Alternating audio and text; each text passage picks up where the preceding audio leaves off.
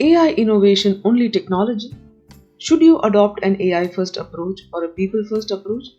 Are these the questions that come to your mind? Today's story will help us explore the answer. Welcome to the Learning Conta Storytime Episode 1 with your host Madhuri Shinde. Now imagine you have just been treated at one of the most prestigious hospitals in the world.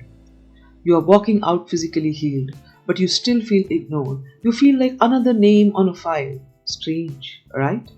But that's exactly the challenge the legendary Mayo Clinic was facing in the early 2000s. Their patients didn't feel cared for. But here's the twist. Mayo Clinic didn't just fix it with better doctors or modern machines. They did something unexpected. And that's the story I'm sharing today.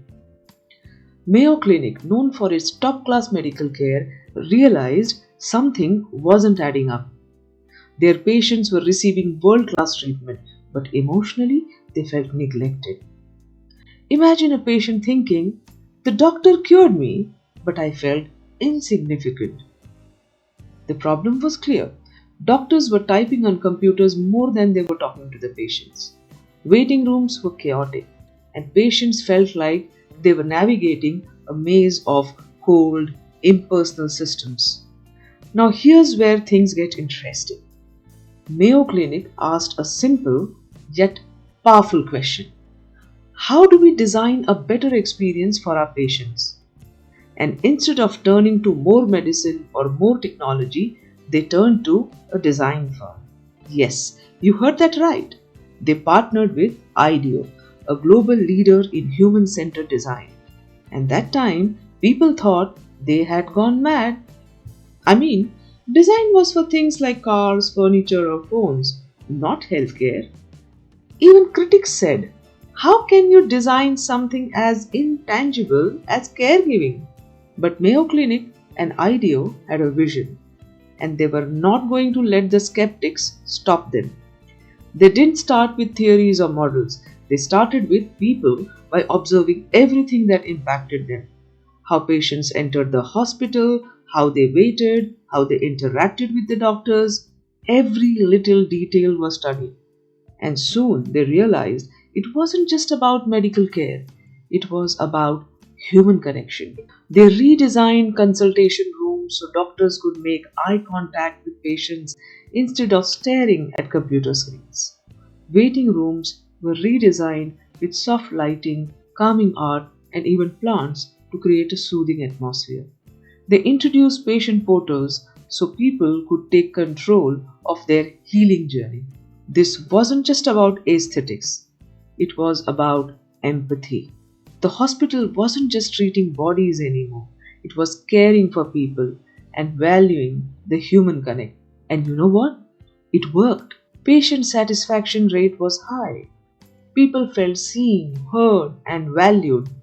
Doctors and nurses felt more connected too.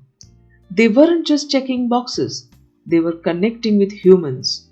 The entire system became smoother, happier, better.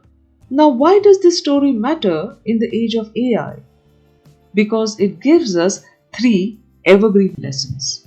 Lesson 1: Empathy drives innovation. Mayo Clinic's transformation wasn't about gadgets or processes, it was about people. In today's AI world, it's the same. Faster tools and smarter products mean nothing if they don't improve lives. Lesson 2: Technology should serve people, not replace them. Mayo Clinic used technology to enhance care, not replace it. AI should do the same. It should empower us, make our lives easier, and connect us, not strip away the human connect. Lesson 3: A holistic approach delivers results. Mayo Clinic didn't just tweak one thing, they reimagined the entire patient experience. When we work with AI or solve any challenge, we need to relook at the bigger picture. That's where real impact happens. So whether it's 2000s or 2025, a people-first approach is the secret to success. After all, AI is by the people and for the people. If it doesn't serve us, it's just another shiny tool. What do you think about this story? Share your thoughts in the comments below. And if you find this story helpful, Don't forget to like and share it. Subscribe to the Learning Quanta for more stories like this. Until next time, keep learning, keep exploring, and stay happy. Bye.